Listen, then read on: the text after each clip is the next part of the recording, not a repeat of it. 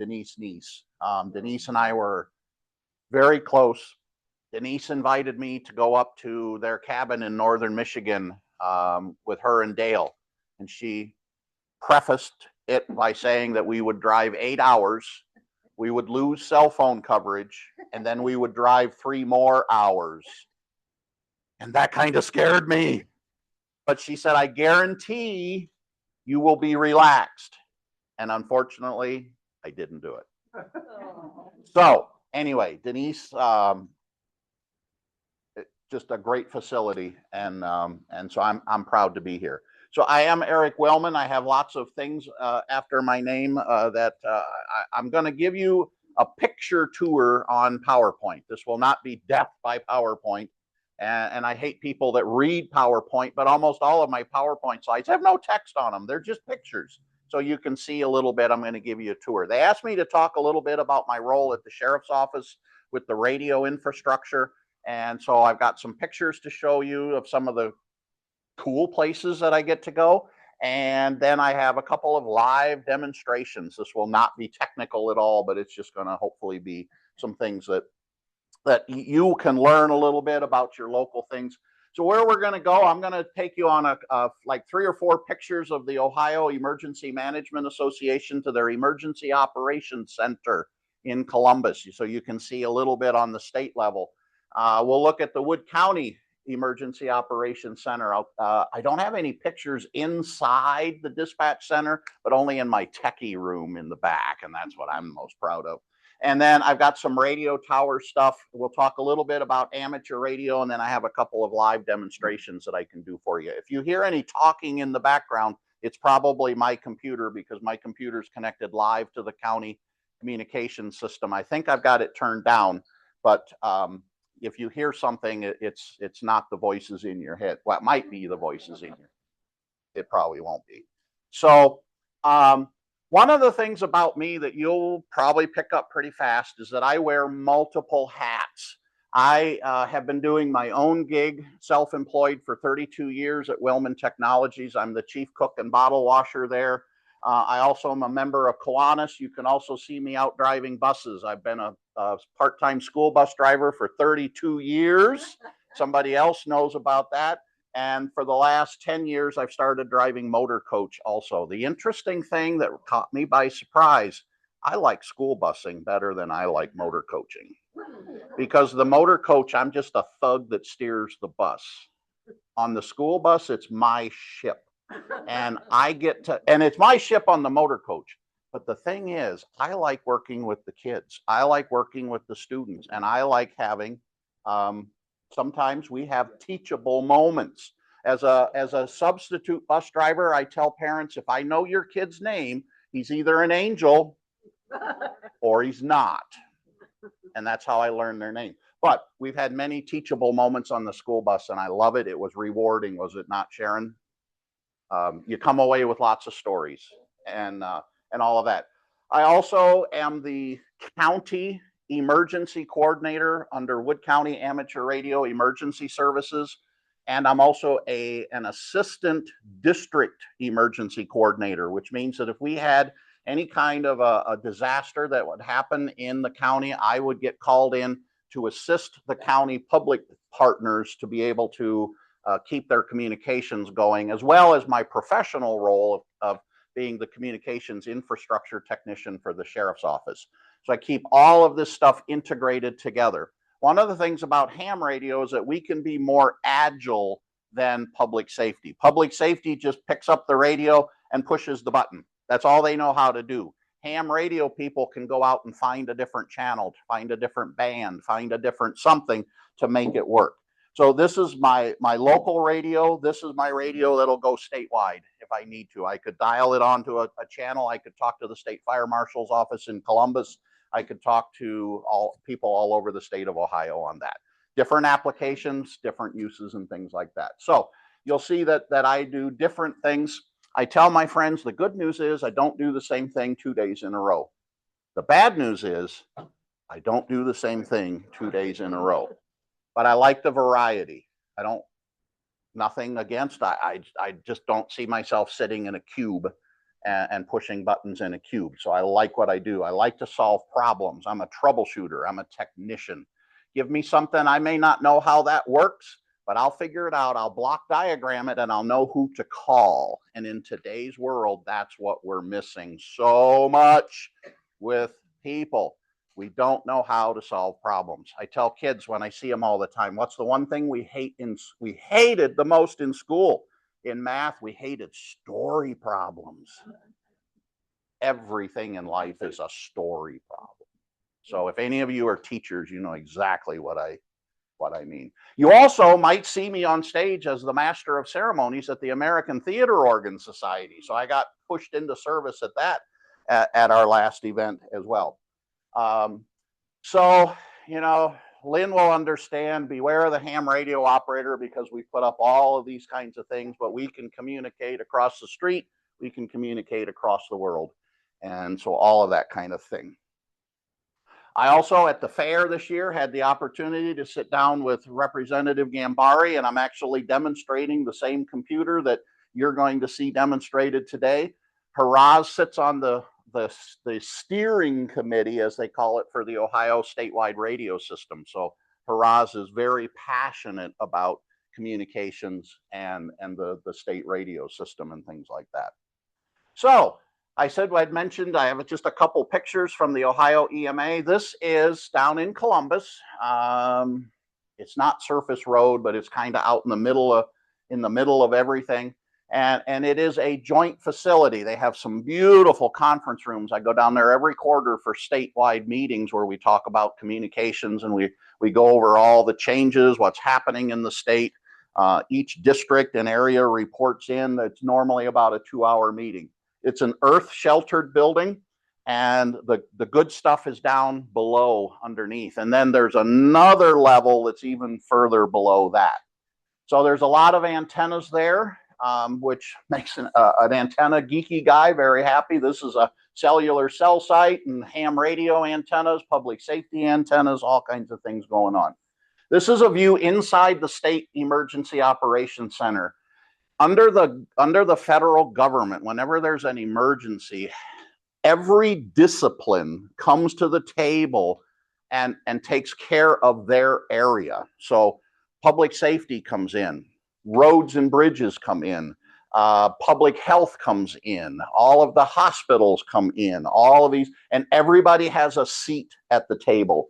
So, and every place is labeled out. So you see the numbers and the things, those pertain to the federal government sections that they belong to. So one of the sections is public health. One of the sections is communications. I think ESF2 is communications. And so all the communications people would come to the table and sit together in a group. And then there's this whole federal government process that you go through to pass messages and information between people. And it all gets logged into a computer and it all is available. It's a big deal. We practice this all the time. And then they can put all kinds of stuff up on the screen. Underneath this is the governor's command center. So the governor is one more level underground than what this one is. And then one of the rooms that's off out those doors, the feds have an EMP room that they can go in, probably get 8 people in there, but the feds will be okay. The rest of the people, good luck. If you've ever wondered how big those speakers are that run the outdoor early warning sirens, that's how big they are. So I just threw that in for fun because I could. So every county is required to have an emergency operations center.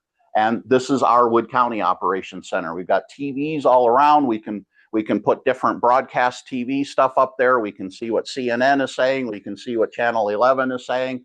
We've got all of our reporting software and everything up there.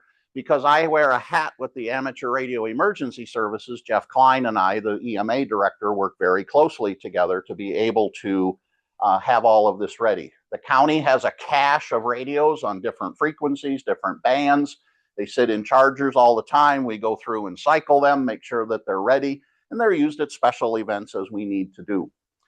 This, it looks bad, but it's actually just in storage mode right now. This would be the public safety communication side. This would be the ham radio communication side. We have all of our federal documents and all of our emergency plans available in the book. We'd pull out a book, we'd go to whatever the situation is, look up procedures that have all been tried, tested, planned, whatever, drilled, and that's where we go from there. So I'm also, under the law, an Ohio special deputy. I am not, Ohio has two classifications of deputies. We have a special deputy who has all powers up to arresting powers. And then there's also an Ohio peace officer, which is a full-fledged police officer who can arrest you.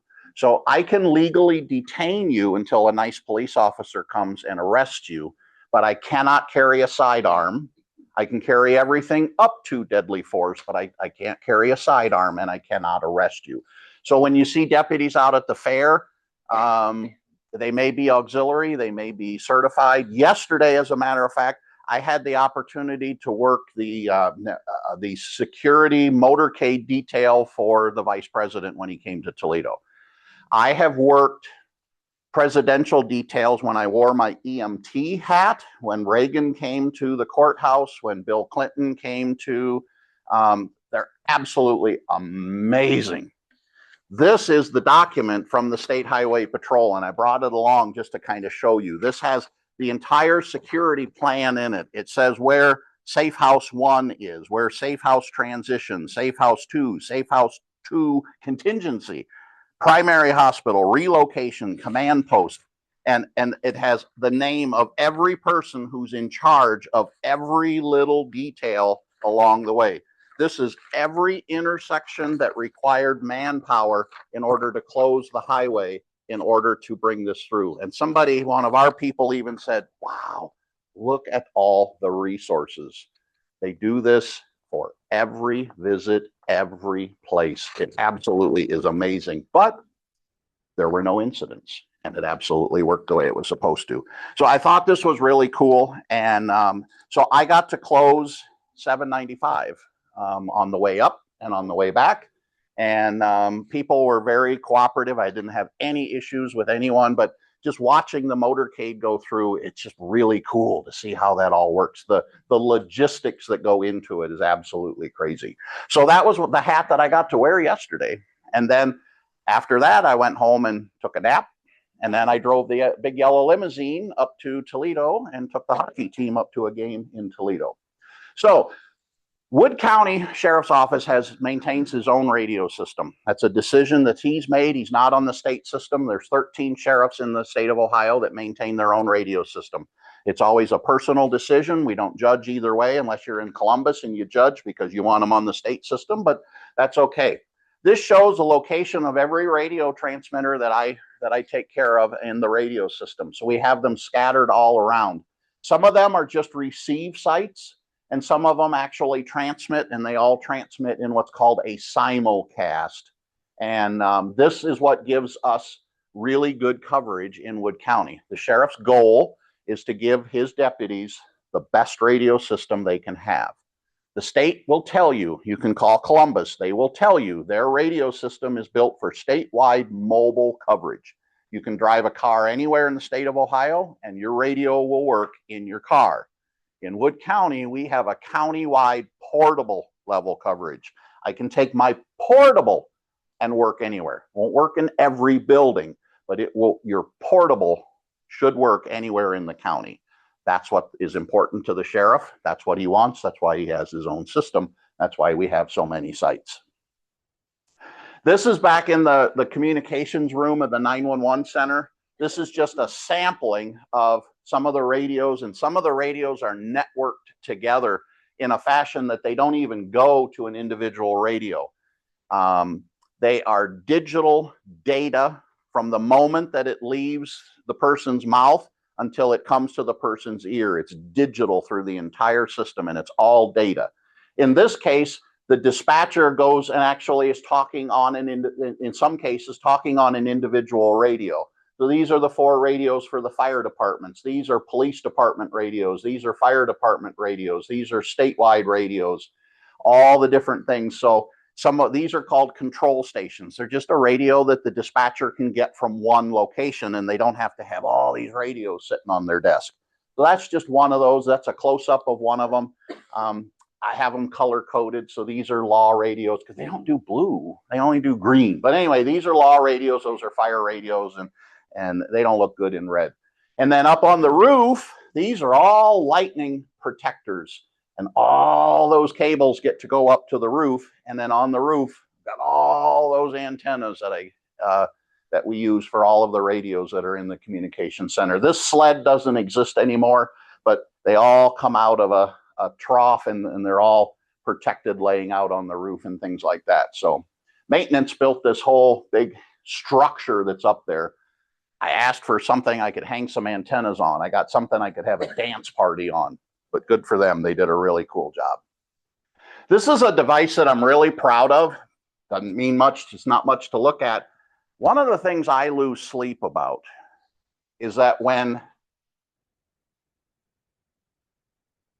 someone calls 911, that's the worst day of their life. And when they have to page fire or EMS, I need fire and EMS to get there. So one of the things that always kept me awake at night is when the dispatcher pushes the button to page the fire department, he or she accepts in good faith that that page goes out over the air and that the fire department's notified. But what if that 1 in 100,000 didn't go through? There's protocols for that, but it adds time. So I built this device that when they push the button, there's a feedback that comes back to this device, and I wrote all the program to do this, that says, hey, the dispatcher pushed the button. This radio listens to make sure that something's going out over the air. And if it isn't going out over the air, this alarm relay trips a notification to the dispatcher within 1.2 seconds and says, hey, this isn't going out over the air. You need to try it again. So I built this system. We're the only ones that have anything like this. It's not commercially available, but it helps me sleep at night. That if I need an ambulance, it's going to go out over the air. Sorry, no, I don't, but I should. So when I was building this multi-site radio system, I set up a shop out at one of our towers, and this is me building all of the fuse compartments and the power supplies and getting all the radios ready.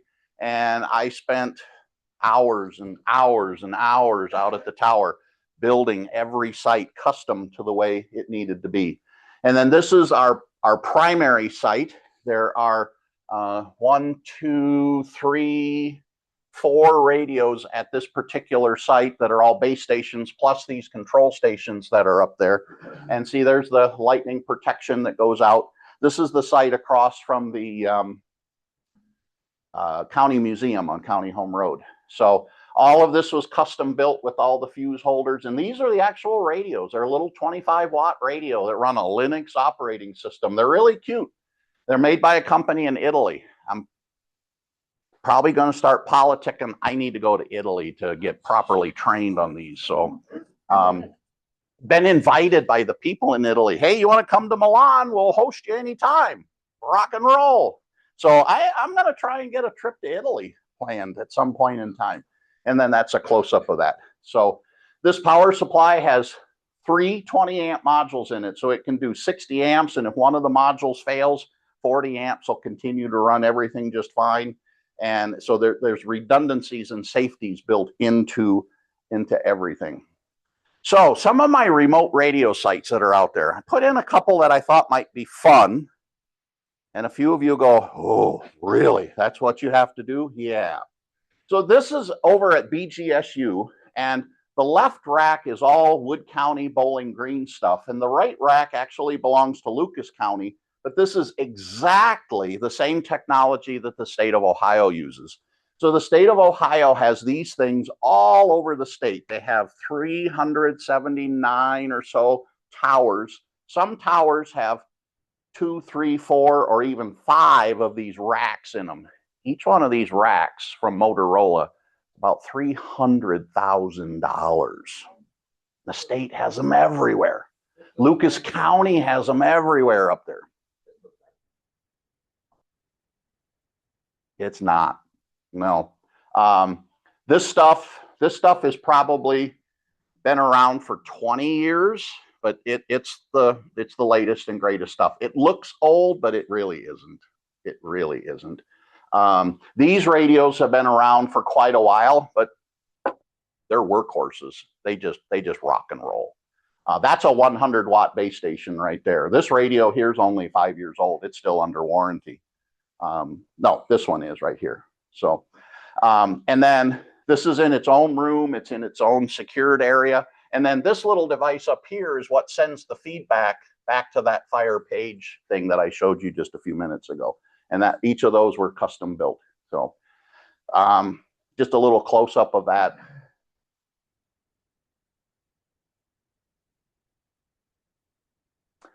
This site's over at Wood County Hospital. So we have a cabinet over there that the hospital radios are co-located with some of the county radios. This is hospital, this is county, and that type of thing. One of the things that we do in Wood County is we partner with people all around. So the hospital is one of our partners where we put radios at their facility and we work together to share the common goals of communications in the county.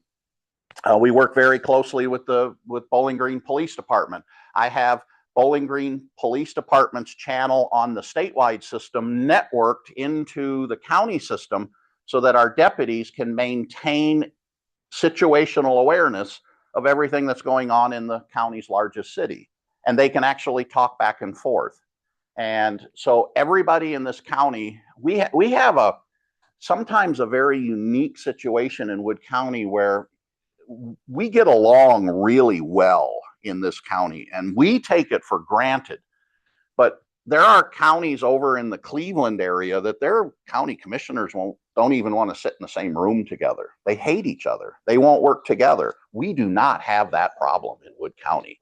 And I'm very proud to be part of Wood County, that if we have a problem, we can call up a police chief somewhere and say, hey, how can we work together and get this done? Hey, you know what? I got a place you could put this temporarily or permanently or whatever. We work together to get things done. So we really should not ever take that for granted in Wood County, because not every county in Ohio are anywhere near like that. So this is one of the things. And then when we do the tractor pull, I actually bring temporary radios over here to work with the tractor pull, because I don't have the network out at the fairgrounds yet. I'm working on that. And then those are I just think it's cool. Big copper block with all the lightning protection. Yeah, that's all we need to do with that. So this is the North Baltimore site. The key here is that I don't have generator backup power. So I have over 8 hours of battery backup at this location. So if something happens at this location, this is one of the places that we could deploy a remote generator or something like that. But in the terms of need, this is a very minimal need because it's just one of the dots on the map. If this dot goes away, there's another dot 2 miles away. So that's one of the things that we've done, that we've built so much redundancy into the system that one dot can just go away and it'd be like, oh, didn't even notice. And that's the goal. Our schools have a little wall mounted cabinet. This one's over at Eastwood. It's actually been moved into a server room now, but the sheriff's office has 3 schools that we do their SRO, their school resource officer. Our deputies are their school resource officer. The sheriff says you can't be in the building without having good radio coverage. What if you need something? So we have a site out at each school that takes care of the school just for the SRO. One of the things at Elmwood, Elmwood put, excuse me, a coating on their glass. All of their windows and everything have a ballistic coating on it to slow down or thwart any firearms. Unfortunately, we have to worry about firearms in schools today, but that's where we are. It's horrible for radio coverage. Doesn't pass radio coverage. Doesn't pass bullets, doesn't pass radio. So this system actually is inside the building and the antennas are inside the building. because I can't put them on the outside of the building that the signal doesn't get in. So we had to be innovative and figure it out. So if you ever go to Elmwood and you see a little antenna sticking out of the roof or out of the ceiling tile in two places in the building, those are for the sheriff's office system, because what doesn't get in doesn't get out either. And we have one of those systems there just for that. That's the one over at Otsego. It's just a little radio, a power supply, a battery, the whole thing self-contained, and it connects up to the network and rock and rolls. One of the things we did at First Solar, the new Troy plant, was we put a box there, and I custom built all of that with the power supply, battery backup. Now this is generator backed up, so the only thing I need the battery for is to get me through the 12 seconds of a generator start. But this is at First Solar, and there's antennas that point to the inside of First Solar. That's a huge building.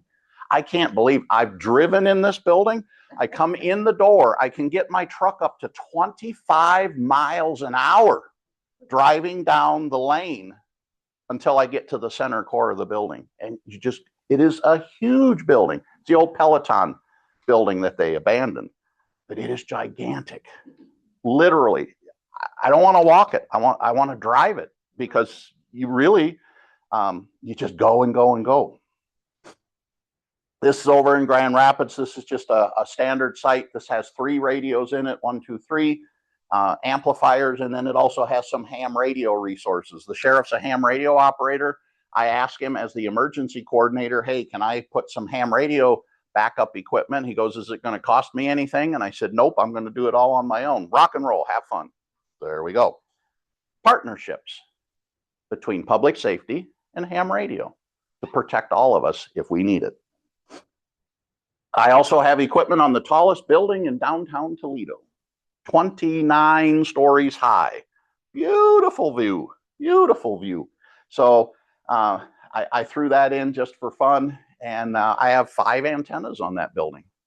The jail has a backup system up there. If they have to take an inmate to St. Vincent's, they can sit in the ER at St. Vincent's and talk to Master Control in Bowling Green. Part of the network. That's what he wanted to build. What's that? It used to be Fiberglass Tower. Now it's called the Tower on the Maumee. So he has apartments 14 through 28. Actually, this would be 31 stories at the roof level. There's only 29 stories of tenable space. But he has apartments on 14 through 28, and then he has Class A commercial down below that. And I think he's going to take a few more floors and convert them into residential.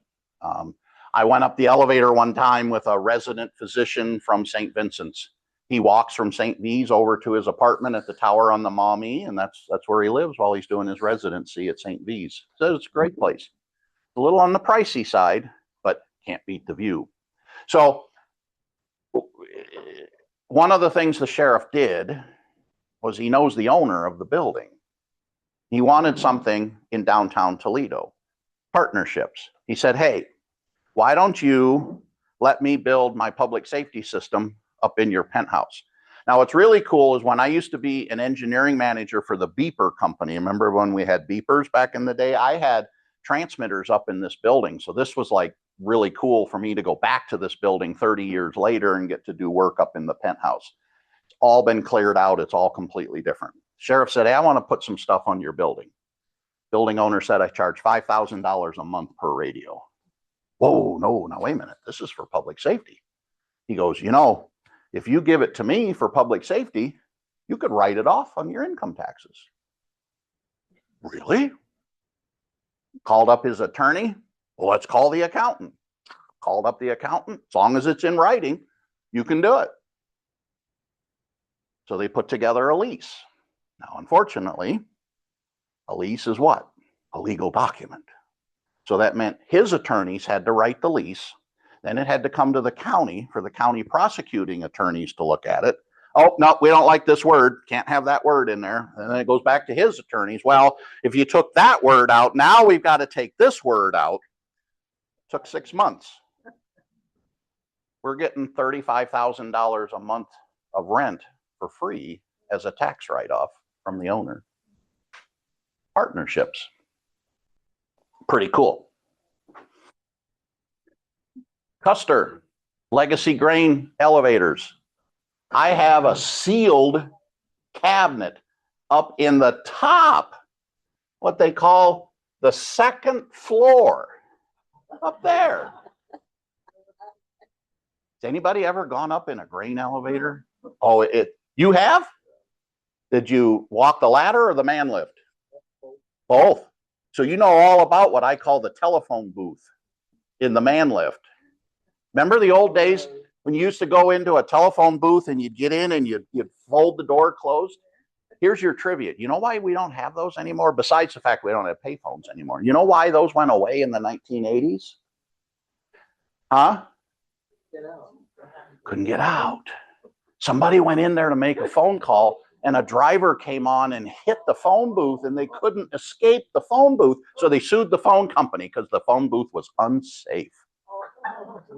So the phone company took them all out, and the walk-in one, you know, with the 3 sides on it. That's why they took those out. But there's a man lift inside that literally is a phone booth. But it's not literally it's the size of a phone booth. It's probably smaller than a phone booth. And I've lost 30 pounds, but when I get in it, the door would scrape my belly as I close the door, and then you push the button, you go up. Moves at about 100 feet a minute.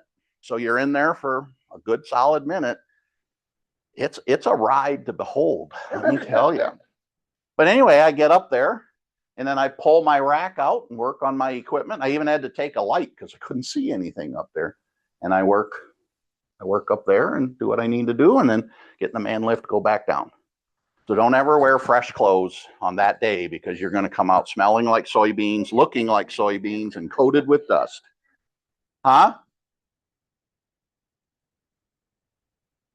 They actually have a hook out here on the side of the building, and they hoisted it up the exterior of the building to bring it up there. That's exactly what they did. And they do it all the time. Anytime they need a motor up there or something to run they do it all the time. They're like, yeah, we'll have it up there next week. No big deal.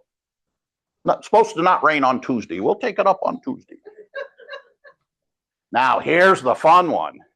This is an Amplex cabinet on the roof of the silo in Rising Sun. So you don't go up there when it's raining. Now, the man lift in Rising Sun is on the outside of the silo. And they tell me you don't want to go up there when it's windy.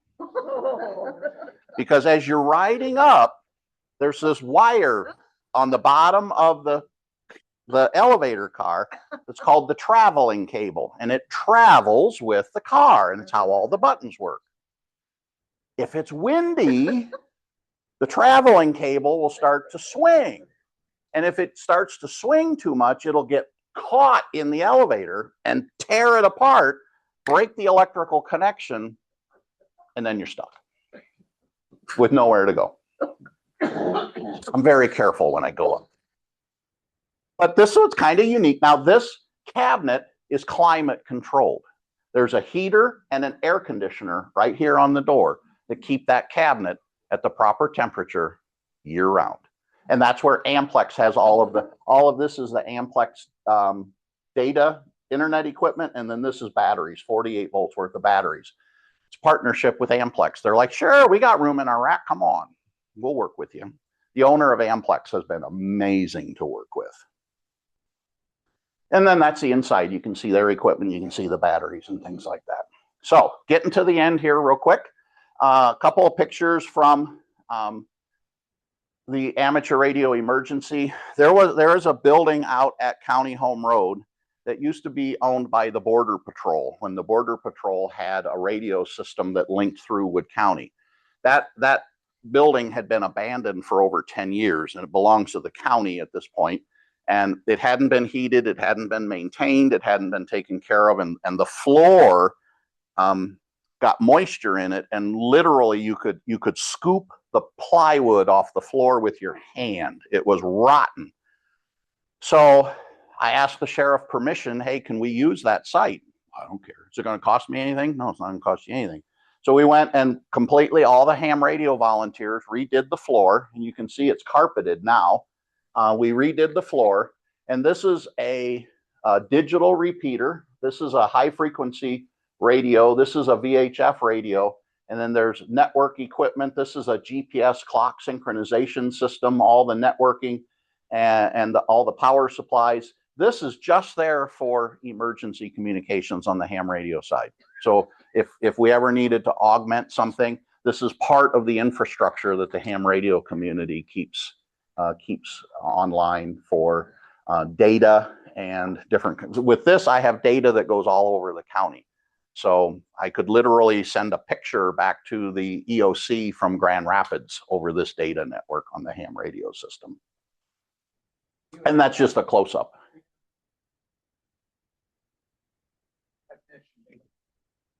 I learned in corporate America that being indispensable sucks.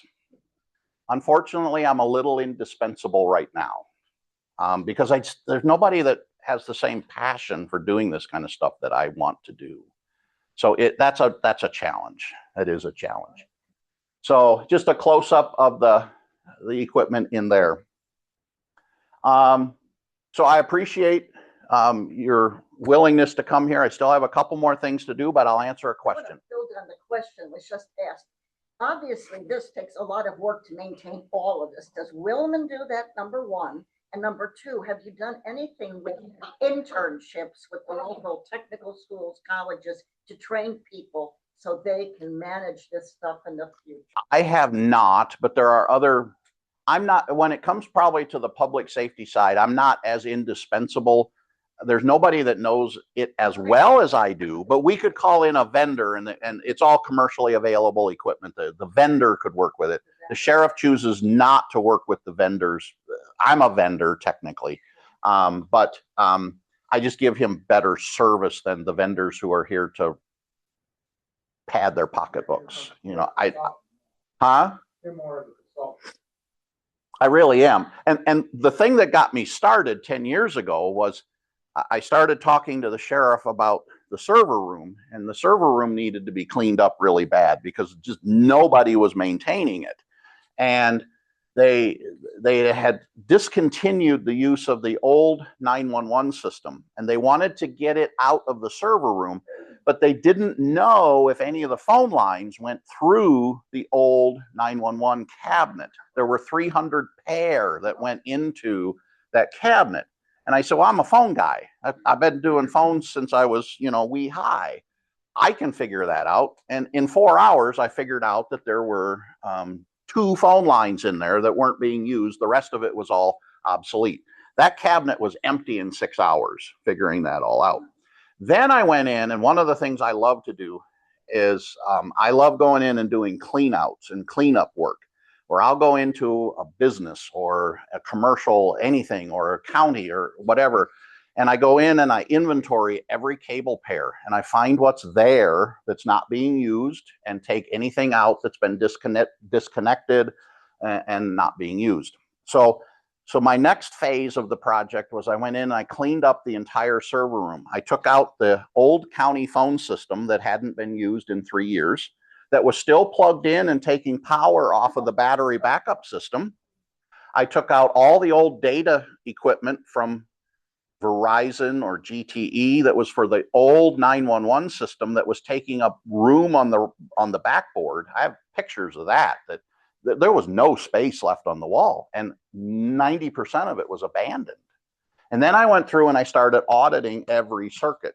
Back in the old days, we used to have all the buildings in the county, all the public safety buildings connected with phone lines that, this line was for the paging channel, the fire channel, and this was for the law channel. Nobody had ever maintained that. When I got done over about a 3-month period, I found $32,000 a year in phone lines that hadn't been used in 6 or 7 or 8 years. And then I worked with the phone company to get them all canceled. And we made a big deal about it with the commissioners, and all of a sudden the county had $32,000 that was unbudgeted money that just became available. That was the money that the sheriff used to implement his online policies and procedures software that helps them maintain all of their legal requirements for policies and procedures. They couldn't afford it before. It was an unbudgeted thing that, you know, it was getting more and more important to have those kinds of things. And now every deputy has access to policies and procedures. And anytime something changes, they're notified. It's called Lexipol. And it's a company that does exactly that. They take care of policies and procedures. They keep you legal. They make sure that all of your policies are compliant with Ohio Revised Code. It was something he'd wanted for years, but just couldn't get it in the budget, couldn't afford it. $32,000. Guess what? How much Lexipol cost? $30,000. So there we go with that. So let's go ahead and I'm going to show you a couple of things. And this actually is the, this is live. The live system that goes directly to the county radio system. It's going to resize itself here as I make it full screen. This is my screen. This screen represents, every one of these represents one of those radios that you saw in the communication center. Now, these radios over here never go to a control station. They're digital from the voice to the other end. They're networked completely through.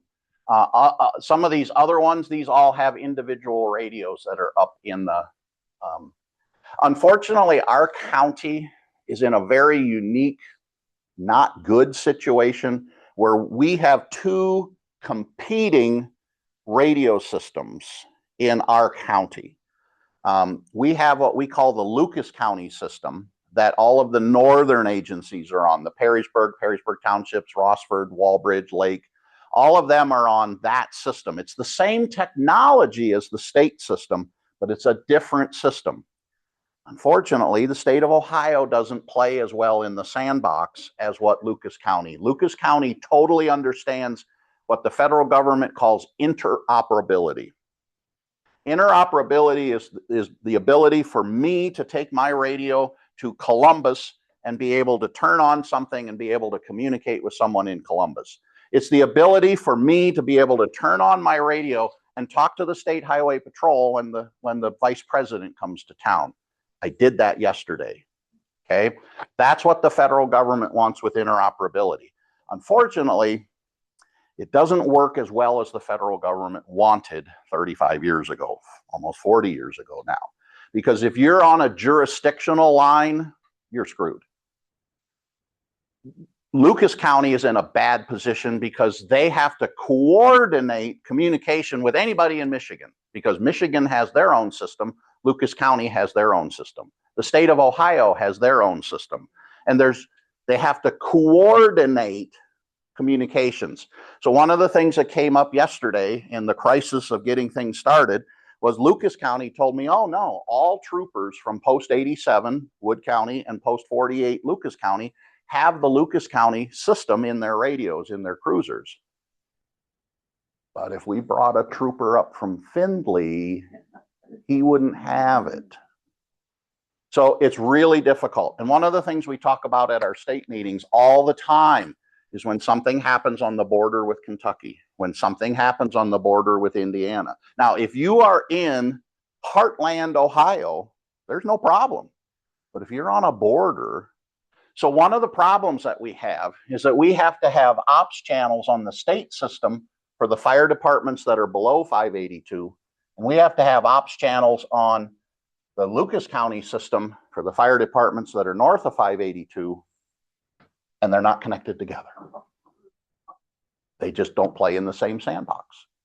If we were in Hancock County, we'd be on the state system completely. No big deal. If you're in Lucas County, you'd be on the Lucas County system completely. But because we are in a jurisdictional area, we have to have two systems. So there's stuff on here, like these are Lucas County systems. This is state. These are Lucas County, those are state. This is Lucas County, that's state. This is Ottawa County system, not connected to any of them. So all of these, and on my assignable radios, I have some that are Marks radios, state system, and some that are Lucas County systems. So one of the things, and you know, and I'm not going to get off into the weeds too much, but one of the things that I can do is I can come over here and I can select a radio. So when it's red, it's selected, which means if I hit the push to talk right now, I'm going to transmit on that radio. But this radio is called an assignable radio, which means it has all of these channels that the dispatcher can choose. Now, they're listening to post 87, and that's their primary. But this radio has the ability to talk to any sheriff's office that touches the Wood County border on the state system. So if I needed to call Sandusky County Sheriff, I could select that channel, talk to them, and away we go. The help desk is the radio system help desk in Columbus. So I could literally call Mark's help desk. They'd answer me instantaneously, and I'd tell them what I'm doing, what I need, what's going on. And each assignable radio has a different group of channels. So on this radio, they can talk to Life Flight Tactical. They can talk to Metro Flight, which is the ProMedica side. ProMedica is owned by Metro Flight. I'm working on getting connectivity into Norfolk Southern and CSX, but it requires what's called a memorandum of understanding. And they both want to do it. It's just a matter that somebody has to initiate. And eventually, one of these I'm going to have in there. I could talk to Davis-Besse Nuclear Power Plant right there. So eventually, if we would have a railroad incident in Wood County, do we have any railroads in Wood County? I want to have interoperability with CSX and Norfolk Southern. And I think that's important to our dispatchers. Will we listen to it? No. If we need it, is it there? Yes. For example, yesterday, the vice president's visit operated on that channel right there. So as soon as the dispatcher knew what channel they were going to operate, no problem. I don't need to listen to Perrysburg Township for a few hours. I'm going to listen to the presidential detail. If there's any issues, I'm going to let my officers know immediately. We got really good dispatchers out there, really good dispatchers. Toledo Fire and Rescue are on that particular radio, and all the dispatchers are trained on how to do this. TPD, Toledo Police are in there. They can talk to Lucas County Jail right there. They can talk to, and then because there's two systems, there's two pursuit channels. That's really difficult. We have to know if we're on the OSP pursuit channel or if we're on the Lucas County pursuit channel. They're different, but we figure that out. So anyway, this is the system.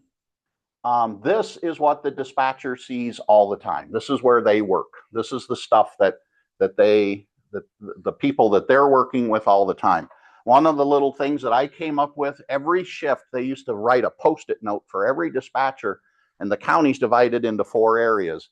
Area 1, Area 2, Area 3, Area 4 with a supervisor. And they write this on a Post-it note.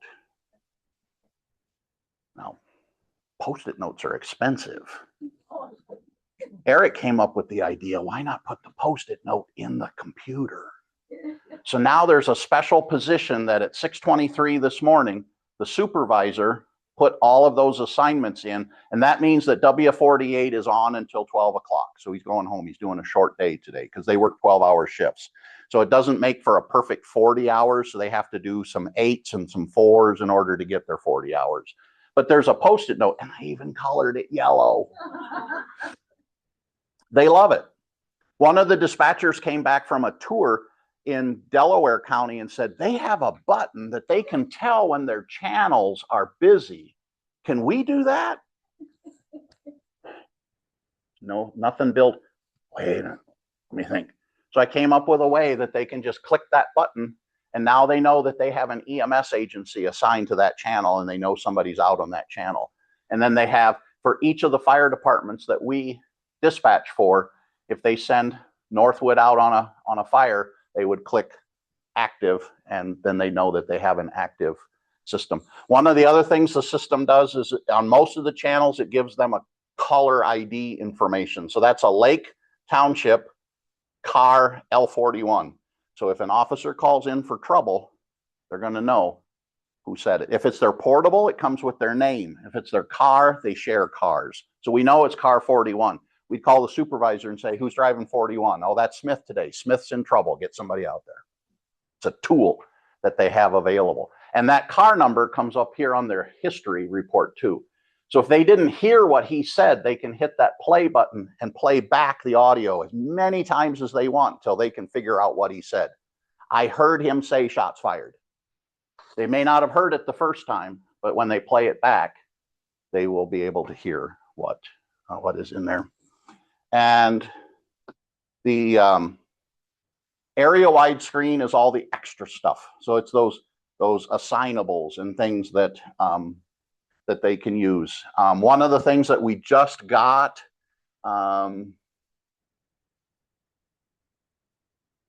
is where did I put it?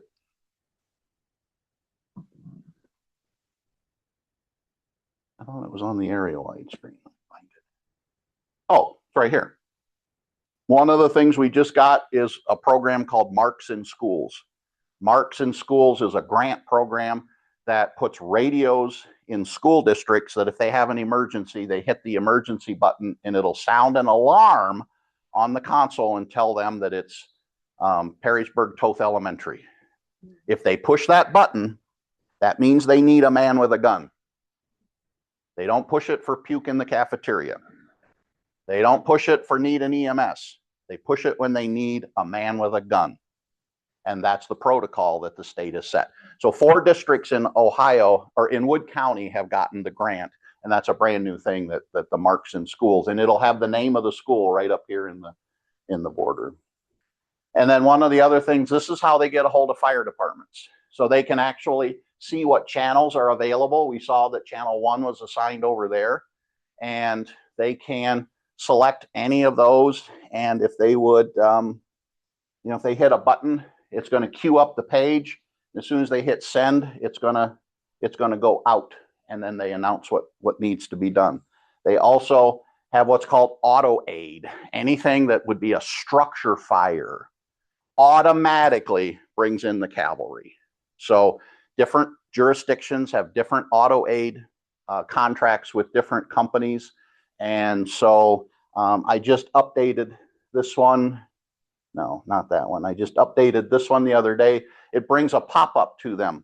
So if Perry Township, which is West Millgrove, has a structure fire, they automatically send Eagleville EMS, and they automatically send Kansas Fire from Seneca County. And that's a button that they can push now that dials that phone number. They don't even have to look it up in the book because it tells them right here where and who they need to call. One of the more intense ones are the river water task force things. So it tells them exactly what mile markers and then who they would call. Grand Rapids 190, Washington Township, Perrysburg Township, Perrysburg City. They also have to call Lucas County to get Maumee at that area. They would also call ODNR if it involves a watercraft. And if it's over here, they have to call the Coast Guard because of where that's at. This is all custom built for what they do. Well, I assume you monitor metrics so that you're doing what you're doing there. You can There's really no automated metrics to it. There's no automated metrics, but every click I can take away from a dispatcher is time saved. And they recognize that. We have really good dispatchers, and they are on every detail all the time. So, and then they also have the ability to access phone lines. So if our 911 system, you can't hear it, but yeah, I don't have the volume turned up. Oh, here's why. Nope, you can't hear it. I don't have the volume turned up. If our 911 system would fail, Frontier, in a matter of seconds, can transfer 911 calls to a 10-digit phone number that will come in via a completely different path, completely different carrier. And these are things that I came up with, thinking about disaster recovery and how we can do that. Because we used to have 911 go to cell phones. What could go wrong with that? But we have a group of 911 backups that if you call that number, that 10-digit number, they'll answer Wood County 911, what's your emergency? Because those are their backup phone, their phone lines for 911. So there are things, and 911 is with Frontier. Those phone lines are with Buckeye. So if Frontier would have an outage, as long as they can get to Marion, Frontier is all, our 911 calls all go to Marion, and then they come back. It's the way it is. Frontier has 2 911 routers in the state of Ohio. Ours is in Marion. That's as close as it gets. The other one's down in southern Ohio. But anyway, all of our calls go there. So anything that breaks between here and Marion, our 911 calls could be affected. But as long as they can get to the router in Marion, Frontier, which they can, and it's all prearranged. Those phone numbers are in the system. They just say, initiate our alt route, our alternate routing, and they'll forward those to those 10-digit numbers, and we get your 911 calls. Now, we don't get all the fancy features. We don't get your latitude and longitude. We don't know, we'll get your caller ID, but that's it. But will we answer your 911 call? Yeah, we'll answer your 911 call. So one more little thing I'm going to show you real quick outside of this, if it's still working.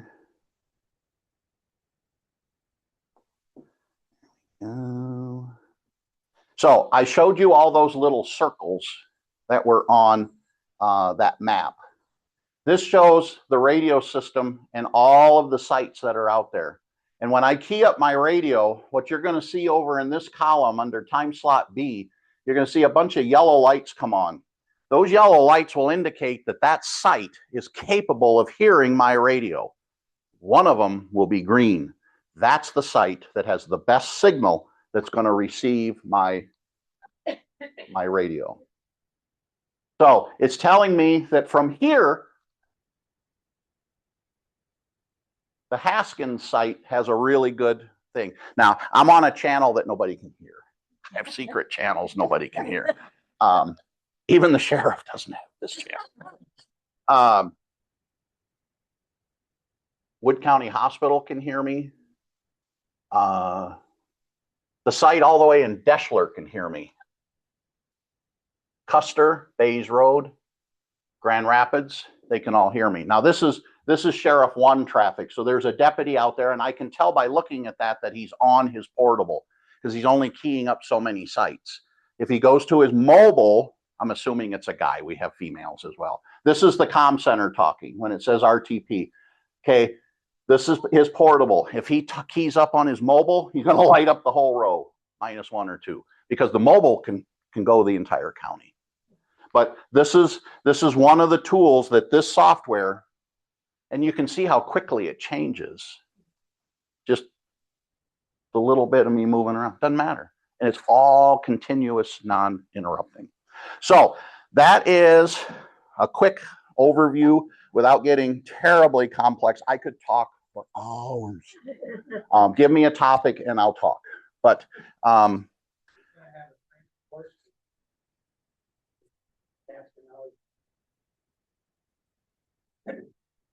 yeah, like I said, this is all commercially available software. So the guy in Defiance who sold us this is like, someday this is all going to be yours. And he goes, no.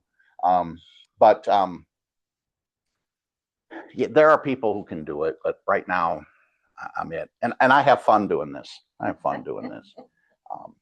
So anyway, thank you for your time. I realize it's really warm in here. And you all stayed awake. So that's really cool. And I appreciate that. So if you have any questions, we can either do them now, we can do them offline, because I've taken a full hour. I didn't know how long it would take, but I've been trying to gauge myself. I hope you have fun. I hope you just saw a little understanding. The sheriff is very open to visitors. If you ever want to come out to the communication center and see what it's like, it is an interesting experience. Give him a call and say, hey, I'd like to come out and visit and see what you do. He loves doing that. Yes, sir. The comm center, yeah. It's out in the sheriff's office building on East Gypsy Lane. And then that building is the hub for the data hub for all of the buildings on East Gypsy Lane. And then the courthouse is the hub for everything in the courthouse complex. So at East Gypsy Lane, the dog warden, the health department, the JFS, the nursing home, Woodhaven, everybody's data comes through that particular room. So it has redundant battery backup. It has triple air conditioning. It has generator backup. It's got all kinds of stuff. EMP protection? Time and money. Yeah. Anything else? Yes, sir. Complex system like this, how do you maintain a database, all the equipment, serial numbers, wiring, all that? How's that all maintained in terms of being able to, you have a good understanding yourself of capabilities? Since the county had the data breach, they realized that a lot of that stuff wasn't well documented. So they're actually in the process of documenting that. They've already told me they're going to be coming in and wanting me. And I've asked them, what do you want to inventory? I mean, do you have a dollar amount, anything over $500, anything that has an Ethernet port, anything that has a computer? What do you want to inventory? Because I mean, we can use up boxes and boxes of asset tags if I've got to put an asset tag on every $30 box. They haven't even answered that question yet. It's outside of my scope. I don't care. I just make it work. So, yes. How are we protected with Davis Betsy? I mean, how's the system set up? If there was an emergency out with Davis Betsy, how would it come back? Fortunately, one of the best things that we have is the prevailing west winds, because literally we're upwind of it. Okay. But Ottawa County has a very intense plan, and the counties that touch Ottawa County have a somewhat intense plan. I've never been involved with much at Davis Betsy, even going back into my ham radio days. Now, when I was at the pager company, my pager company was Davis Betsy's emergency communications plan. And we could activate people in Defiance that would start coming towards Davis Betsy, because First Energy was big in Defiance as well. We're not overly involved with Davis Betsy, to be honest with you. That would be an emergency management agency question. You should get Jeff Klein in here to talk about disaster preparedness, and that would be a good Jeff Klein question. Anything else? And then, yes. When you were talking about 911, probably 12 years ago, my brother called me that couldn't get my mom up. She had done something. And I'm in a car in Sandusky. I said, I'll call 911 for you. It went from Sandusky, it went to Wood County like that, and then to Perry's. But they had to transfer. Okay, so we've changed some things with that. The cellular call is going to route to the center based on the tower location that you're pinging off of. Next Gen 911, which is coming, the state is working on Next Gen 911. Next Gen 911 should use your latitude and longitude to determine which center you're going to. So that's going to help, but we're not quite there yet. One of the things that I can tell you that has changed, and this has been a huge thing with the fire departments who are driving this, and to their credit. So one of the things that used to happen, the exact scenario you said, Wood County gets the 911 call because it's a cellular call, but you're in Perrysburg's jurisdiction. In the old days, we used to transfer you to Perrysburg, and then you had to explain it all again. We don't do that anymore.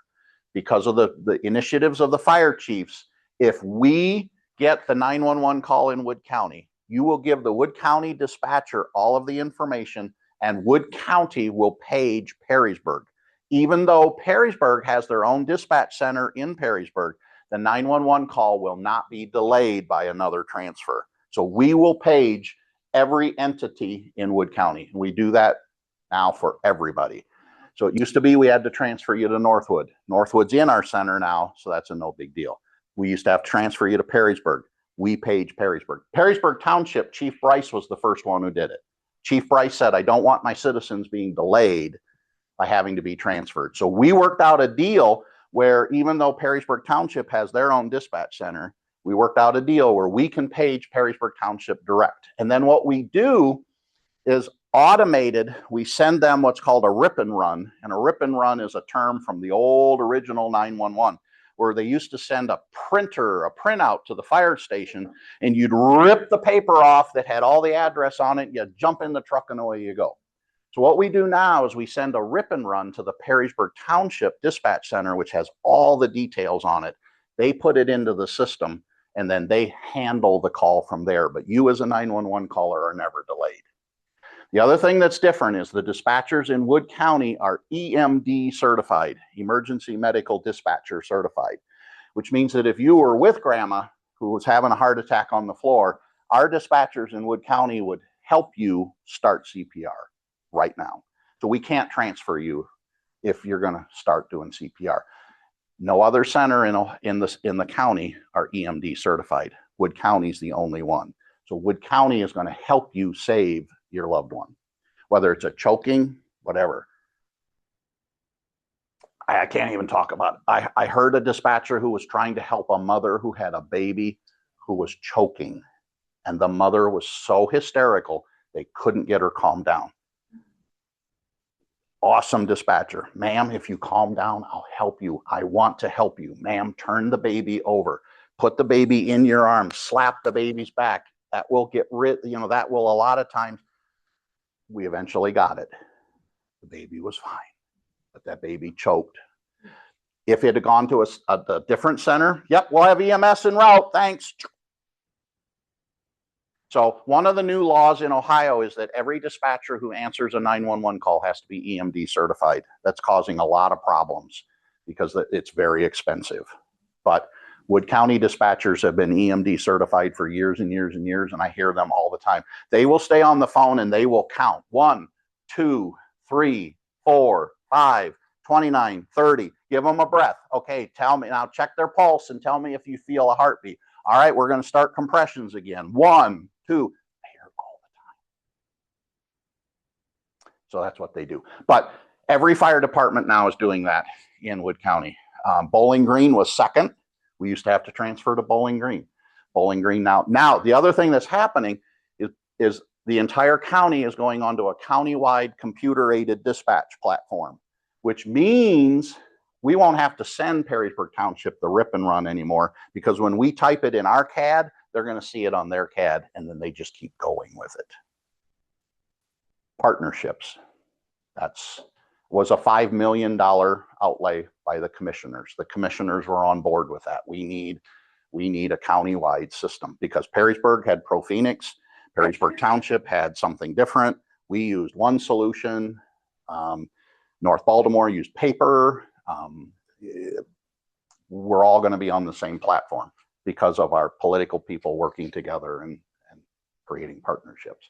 And it starts at the commissioners because the commissioners bought into this. And that's going to change. Bowling Green and Bowling Green State University are already on the same CAD. So we don't have to do anything. As the dispatcher's typing it in, the Bowling Green police dispatcher is seeing it. She is going to get officers en route at the same time that a county dispatcher is sending the squad. We're all working together now. So, but that exact scenario is why we're doing it now. So the ones that don't have a busy tab are ones that we don't directly dispatch. We don't directly dispatch Perrysburg Township, but we will do their initial page.